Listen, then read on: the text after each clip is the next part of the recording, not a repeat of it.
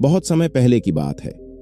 एक नगर में एक हरेंद्र नाम का एक आदमी रहता था। वह एक छोटा जमींदार था। उसके पास केवल कुछ बीघे ही जमीन थी जो उसकी कुल संपत्ति थी। उस जमीन पर जो फसल उगती थी उससे उसके परिवार का गुजारा होता था। जिस साल फसल अच्छी हो जाती थी वो साल हरेंद्र के लिए खुशी का साल होता था, लेकिन जिस साल फसल खराब हो जाती थी उस साल उसके परिवार को बड़ी ही आर्थिक संकटों का सामना करना पड़ता था। समय बीत रहा था और हरेंद्र अपनी जमीन पर पैदावार बढ़ाने के लिए हर संभव प्रयास करता रहता था। लेकिन हरेंद्र का एक पड़ोसी सतेंद्र था। उसके पास कुछ गायें थीं और गायों की कुछ बछड़े थे। सतेंद्र पेशे से एक ग्वाला था। अपनी गायों का दूध वो अपने नगर में बेचकर अपना गुजर बसर किया करता था, लेकिन उसकी एक समस्या थी। वो गायों का दूध तो निकालना चाहता था, लेकिन वह उन्हें चारा नहीं डालता था। वह उन्हें दूसरों के खेतों में चरने के लिए छोड़ देता था। वह जानता था कि वे खेतों से चरकर उसके पास ही आ जाएंगे। उसका काम सिर्फ गायों से दूध निकालने का था। वह उनकी देखभाल नहीं करना चाहता था। इसकी वजह से बहुत से लोग उसे ताने भी देते थे, क्योंकि उसकी गायें उनके खेतों में चरकर फसलों को नुकसान पहुंचाती थीं। वे उससे शिकायत करते कि जब दूध तुम दुहते हो तो उसको चारा तुम क्यों नहीं डालते हो? क्यों हमारी फसल बर्बाद करने के लिए गायों को खुला छोड़ देते हो? इस पर वो कहता है कि मैं गायों को पूरे दिन बांध कर नहीं रख सकता, उनको खुला भी छोड़ना चाहिए। गाय हमारी माँ होती है और अगर तुम्हारी फसल खराब होती है तो तुम अपनी फसलों की निगरानी रखो। मैं कौन सा तुम्हारे खेत में छोड़ने के लिए जाता हूं? और इस प्रकार वो अपनी बात को रखते हुए दूसरों को नजरअंदाज कर देता था। किसी दिन सुबह सुबह जब हरेंद्र अपने खेतों में गया तो उसने पाया कि रात में गाय ने उसकी खेत की फसल खराब कर दी थी। उस खेत में उसने गाय के पैरों के भी निशान देखे। अब उसका यकीन पक्का हो गया था कि ये गाय सतेंद्र की ही थी। इसीलिए उसने सोचा कि वो सतेंद्र को इसकी शिकायत करेगा, लेकिन तभी उसे याद आया कि सतेंद्र को शिकायत करने का कोई फायदा नहीं है, क्योंकि वो उसकी बात को मानेगा ही नहीं। और आखिरकार उसने फैसला किया कि वो रात में अपनी फसल की देखभाल वही खेत में अपनी झोपड़ी में रहकर करेगा। उसने घर आकर अपनी पत्नी को अपना यह विचार बताया कि आज रात से मैं खेतों में ही सोया करूंगा। इस पर उसकी पत्नी ने भी कोई विरोध नहीं किया, क्योंकि उसे पता था कि फसल अच्छी नहीं होगी तो फिर से गरीबी के दिन आ जाएंगे। उसी रात को हरेंद्र अपना खाना पीना खाकर अपनी लाठी को लेकर अपनी झोपड़ी की तरफ निकल पड़ता है। आज उसने फैसला कर लिया था कि आज से जब तक फसल नहीं कटेगी वह खेतों में अपनी फसल की देखभाल करेगा। लेकिन उसके मन में एक असमंजस की स्थिति थी। उसने सोचा कि अगर गाय मेरी फसल खाने के लिए आती है तो मैं उसे लाठी से मार तो नहीं सकता। बचपन से ही उसके माता पिता ने सिखाया था कि गाय माँ के समान होती है और माँ पर कोई लाठी से कैसे प्रहार कर सकता है, तो यहाँ पर असमंजस की स्थिति तो खड़ी होनी ही थी। इसीलिए उसने सोचा कि मैं गाय को लाठी से मारूंगा नहीं, बल्कि मैं उन्हें हाँक दिया करूंगा। गाय वैसे ही हाँकने से खेत से बाहर निकल जाएगी। लेकिन रात में जब गाय फसल चरने के लिए उसके खेत में पहुंची तो वह उन्हें खेत से बाहर हाँकने का बहुत प्रयास किया। वो इस कोने से गाय को बाहर हाँकने की कोशिश करता तो गाय उस कोने पर पहुंच जाती, लेकिन गाय उस खेत से बाहर निकलने का नाम ही नहीं ले रही थी। इससे हरेंद्र का क्रोध बढ़ता जा रही था। गुस्से के बढ़ने की वजह से वो खुद पे से काबू खो रहा था और आखिरकार वो घड़ी भी आ गई जब वो गुस्से में अपने संस्कार भूल गया। जब आदमी गुस्से से भर जाता है तो उसका विवेक, उसकी बुद्धिमानी, उसकी सोच पर क्रोध हावी हो जाता है। ऐसा ही कुछ उसके साथ भी हुआ। वो भूल चुका था कि उसके संस्कारों ने उसे क्या सिखाया है और आखिरकार उसने लाठी उठाकर उस गाय को बुरी तरह से मारना शुरू कर दिया। इससे वो गाय खेत से बाहर भागने की कोशिश करने लगी और बाहर भागने की कोशिश में वो गाय फिसलकर वहीं जमीन पर गिर गई। और बदकिस्मती से जहां पर वो गाय गिरी थी वहीं पर जमीन पर एक बड्ढा सा पत्थर भी पड़ा हुआ था, जिसके कारण उस पत्थर पर गिरने की वजह से वह बुरी तरह घायल हो गई। इसके बाद हरेंद्र का गुस्सा एकदम ठंडा हो गया। उसको एहसास हुआ कि उसने कितनी बड़ी गलती कर दी है। वह सोच ही नहीं पा रहा था कि उसे क्या करना चाहिए।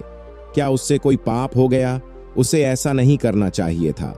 इसी सोच विचार में वो पूरी रात सो नहीं पाया और उसके सामने वो गाय तड़पती रही। उसने उसका इलाज करने की भी कोशिश की, लेकिन रात में ना तो उसे कोई चिकित्सक मिल सकता था और ना ही मदद के लिए आसपास कोई मौजूद था, क्योंकि उसका खेत गांव से बहुत दूर था। वो पूरी रात उस गाय के सामने बैठा रहा और उस गाय को अपनी आंखों के सामने तड़पता हुआ, मरता हुआ देख रहा था।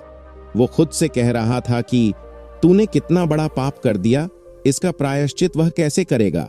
जैसे ही सुबह हुई तो गांव के कुछ लोग उस तरफ आ पहुंचे और जब उन्होंने हरेंद्र को एक मृत गाय के सामने बैठा देखा तो उन लोगों को पूरी घटना समझते देर नहीं लगी और हरेंद्र ने उनके सामने खुद माफी मांगते हुए कहा कि ये उससे बहुत बड़ा पाप हो गया है। इसके बाद गांव में एक पंचायत रखी गई। सतेंद्र ने पंचायत से न्याय की मांग की। यहां पर पंचायत को फैसला करने में कुछ ज्यादा तकलीफ नहीं हुई, क्योंकि हरेंद्र खुद ही यहां पर अपने आप को दोषी स्वीकार कर बैठा हुआ था। पंचायत ने फैसला सुनाया कि जब तक हरेंद्र अपने इस पाप को धो नहीं लेता तब तक वो इस गांव में वापस नहीं आ सकता। इस पर हरेंद्र ने पंचायत से पूछा भी कि वो अपनी इस पाप को किस तरह खत्म कर सकता है। तो पंचायत ने बताया कि तुम 4 धाम की यात्रा करके आओ, उसके बाद तुम्हारे पाप धुल जाएगा। लेकिन अब भी हरेंद्र की आंखों के सामने गाय का चेहरा घूम रहा था और उसे लग रहा था कि 4 धाम जाने के बाद उसका ये पाप किस तरह धुल जाएगा। क्या उसकी ये ही जिंदगी वापस आ जाएगी? जब वो दर्द से तड़प रही थी तो क्या वो मेरे दिमाग से चला जाएगा? लेकिन फिर भी वह पंचायत की बात मानते हुए वह 4 धाम की यात्रा के लिए निकल पड़ता है। ये उस समय की बात है जब इंसान को अपने पैरों से ही चलना पड़ता था या फिर घोड़ा, गाड़ी या ऊंट गाड़ी पर जाना होता था।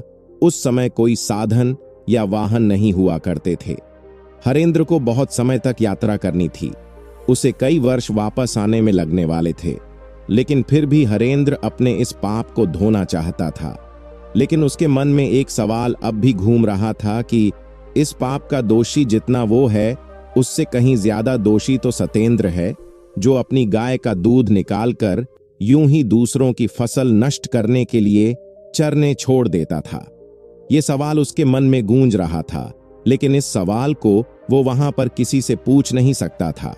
जब वो अपने घर से 4 धाम की यात्रा के लिए निकल रहा था तो उसकी पत्नी भी उसके साथ जाना चाहती थी, लेकिन उसने अपनी पत्नी को वहीं पर रहकर अपने खेतों की देखभाल और अपने बच्चों की देखरेख करने के लिए कहा और वो अकेला ही अपने पाप को धोने के लिए अपने नगर से निकल पड़ता है।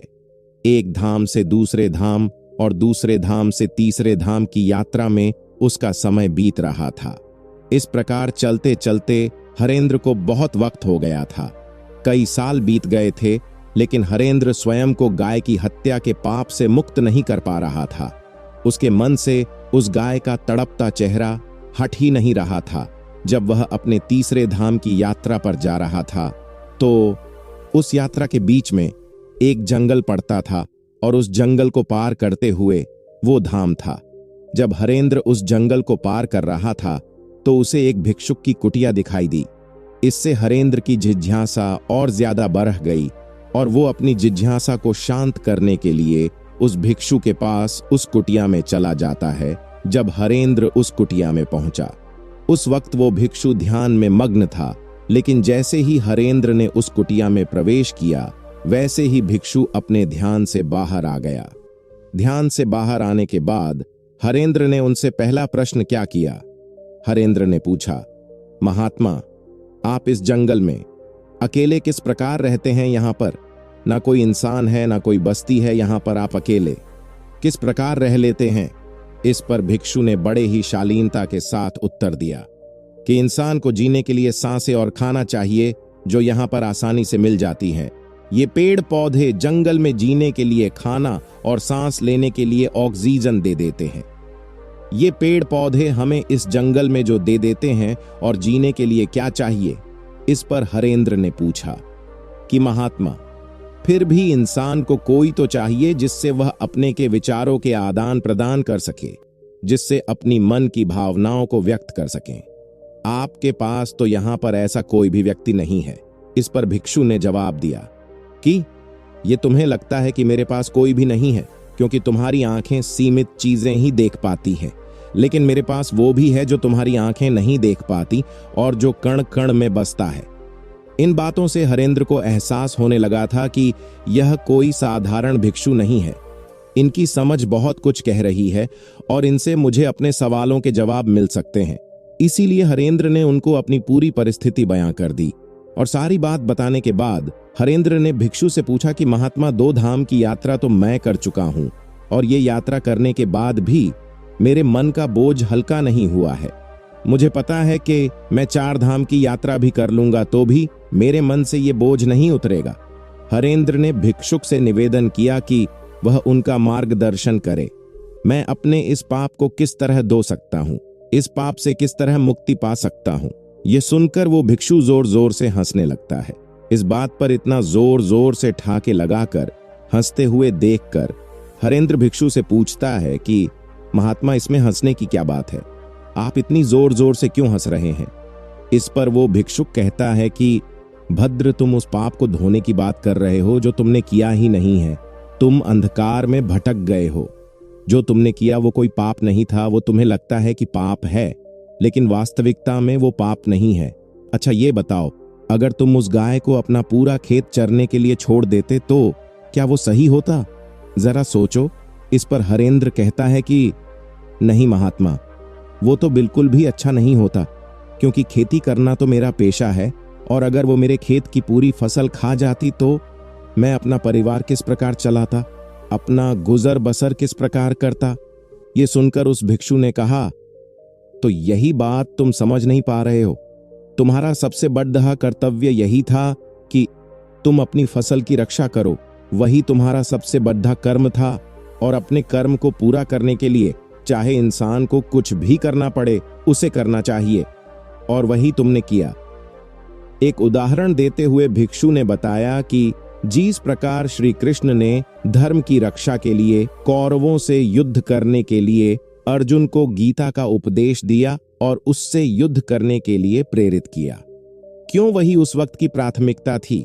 हमें ये जरूर देखना होगा कि हमारी प्राथमिकता क्या है और उसी प्राथमिकता के आधार पर हमें अपने कर्म का चुनाव करना होता है। इसके बाद भिक्षु हरेंद्र को समझाते हुए कहा कि जब तक तुम अपने आप को कर्ता समझते रहोगे, यानी कि करने वाला, तब तक तुम्हें दुख ही होता रहेगा।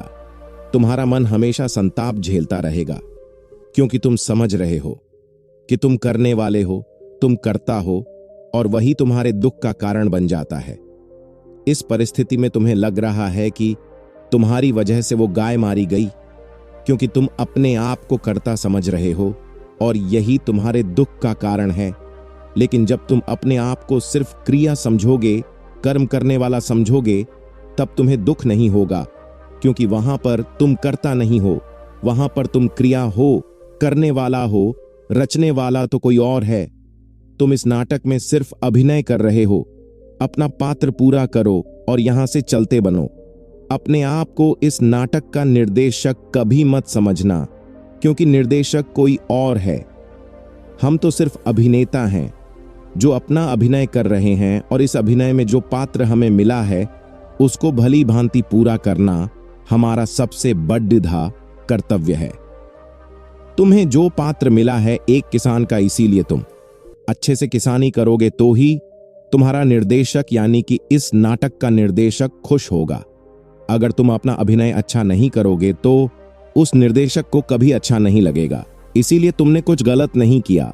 तुम अपनी किसानी का पात्र बहुत अच्छे से निभा रहे थे, लेकिन वो कहते हैं ना कि जिस मन में शक पैदा हो जाता है, जिस आत्मा में संशय पैदा हो जाता है, वो अपने विनाश पर पहुंच जाती है, वो खुद का विनाश कर लेती है। और यही तुमने किया। तुम्हारे मन में यह शंका उत्पन्न हो गई कि मैं किसानी करूं या मैं उस गाय के प्रति अपना कर्तव्य निभाऊं, और जहां पर आदमी में संशय आ जाता है वहां पर उसका विनाश निश्चित हो जाता है। एक आखिरी सवाल जो हरेंद्र ने उस भिक्षुक से पूछा कि महात्मा, जो कर्म हम करते हैं हमें उसका फल किस प्रकार मिलता है? अगर मैंने कुछ गलत किया ही नहीं तो मैं यहां पर प्रायश्चित क्यों भोग रहा हूं?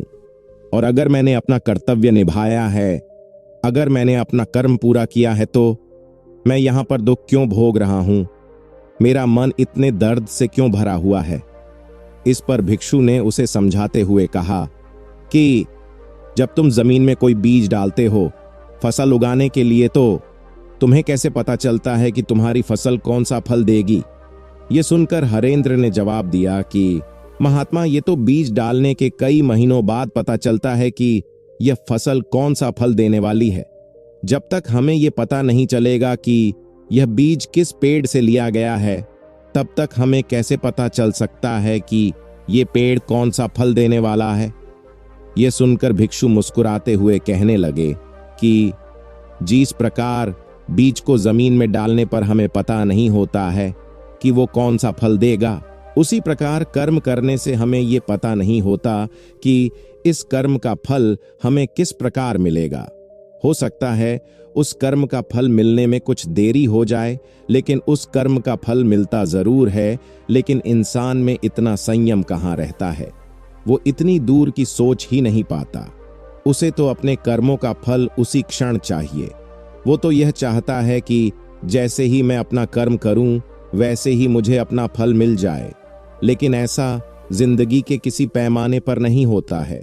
कोई भी विद्यार्थी जब मेहनत करता है तो कई साल बाद उसे उस विद्या का परिणाम मिलता है। अगर कोई विद्यार्थी ये सोचे कि आज मैं ये पूरी पुस्तक पढ़ लेता हूं और कल ही मैं परीक्षा में बैठ जाऊं, तो ऐसा हो नहीं सकता है। उसे सालों साल अभ्यास करना पड़ता है और उस अभ्यास का फल उसे कब मिलेगा उसे ये पता भी नहीं होता है। अपनी बात खत्म करते हुए भिक्षु ने कहा कि तुम अब अपने गांव लौट जाओ। तुम्हें 4 धाम की यात्रा करने की कोई जरूरत नहीं है। तुम अच्छे से गांव में जाकर अपना कर्म करो और वहां पर अपने परिवार की देखभाल करो। यही तुम्हारा कर्म है जो तुम्हें इस जीवन में निभाना है। ये सुनकर हरेंद्र कहता है, लेकिन महात्मा, पंचायत ने मुझे दोषी पाया है और जब तक मैं अपनी सजा पूरी नहीं कर लेता तब तक मैं कैसे वापस जा सकता हूं? ये तो धोखा होगा जिसका परिणाम मुझे बाद में भोगना होगा। इस पर वो भिक्षु कहता है कि तुम एक बार अपने गांव में जाओ। वहां की परिस्थिति बहुत कुछ बदल चुकी होगी। वो गांव अब वैसा नहीं रहा होगा जैसा कि तुम छोड़कर आए थे, क्योंकि तुम अपने कर्म अच्छे से कर रहे थे और उन कर्मों के परिणाम अब वहां पर तुम्हारे परिवार को मिलने शुरू भी हो चुके होंगे। जाओ, इस चीज को अपनी आंखों से देखो और कर्मों के इस विधान को भली भांति समझो। यह सुनकर हरेंद्र अपनी यात्रा के बीच से ही वापस अपने गांव में लौट आता है और गांव में लौटकर वो क्या देखता है कि सतेंद्र, जो गायों को यूं ही खेतों में चरने के लिए छोड़ देता था, उसके पास अब एक भी गाय नहीं थी और दूसरी तरफ उसके परिवार के नाम पर गांव में एक गौशाला बनी हुई थी, जहां पर गांव के लोग अपनी श्रद्धा से कुछ न कुछ गायों को खाने के लिए चारा भेंट में देते रहते थे। यह सब देखकर हरेंद्र आश्चर्यचकित रह गया। उसे समझ नहीं आया कि यह किस प्रकार हुआ। जब उसने गांव के लोगों से पूछा कि यह सब कैसे हुआ, तब उसे किसी ने बताया कि जब तुम 4 धाम की यात्रा पर चले गए थे, तब तुम्हारे जाने के बाद सतेंद्र ने अपनी गाय रात में खेतों में चरने के लिए छोड़ना बंद नहीं किया और उसकी गाय दूसरों के खेतों में जाकर फसलों को नष्ट कर देती थी, जिससे सभी गांव वाले फसल के बर्बाद होने से बहुत परेशान हो गए। और आखिरकार एक दिन सभी गांव वालों ने मिलकर पंचायत बुलाई और पंचायत में पंचों ने यह निर्णय किया कि हरेंद्र से कुछ गलत नहीं हुआ था। अपनी फसल को गायों से बचाने के लिए अनजाने में ही उससे ये गलती हो गई थी, लेकिन ये गलती नहीं मानी जा सकती। इसीलिए जो गाय सतेंद्र ने छोड़ रखी थी, उन गायों को पकड़कर एक गौशाला बनाई गई और वो गौशाला हरेंद्र के परिवार के नाम कर दी गई, क्योंकि पंचायत को एहसास हुआ कि हरेंद्र को दोषी मानकर उनसे बहुत बड़ी गलती हुई थी। इसीलिए अपनी गलती को सुधारने के लिए उन्होंने वो गौशाला हरेंद्र के परिवार के नाम कर दी। ये दृश्य देखकर उसे उस भिक्षु की वो बात याद आ गई कि जब हम जमीन में बीज को डालते हैं तब हमें यह पता नहीं होता कि वो बीज क्या फल देगा, लेकिन जिस दिन वो फल देता है उस दिन हमें पता चलता है कि हमारा वो कर्म कितना सार्थक था। दोस्तों, क्रोध एक ऐसी भावना है जो हमारे मन को अपनी पकड़ में ले लेती है और हमें अपने अधीन कर लेती है। यह एक ऐसा भाव है जो समाज के व्यक्ति को कभी न कभी अनुभव जरूर होता है। क्रोध को हमेशा नकारात्मक भावना के साथ देखा जाता है जो हमारे मन को असंतुलित कर देता है। अगर हम इसे नियंत्रित नहीं करते हैं तो यह हमारे जीवन को कठिन बना सकता है। क्रोध को नियंत्रित करने के लिए हमें अपनी इच्छा शक्ति और सोचने की क्षमता विकसित करनी चाहिए। तो दोस्तों, ये कहानी कैसी लगी है कमेंट में जरूर लिखें। इस वीडियो को लाइक करके चैनल को सब्सक्राइब जरूर करें। चलिए मिलते हैं ऐसे ही किसी कहानी में जो हमें हमारे जीवन को मार्गदर्शित करेगी।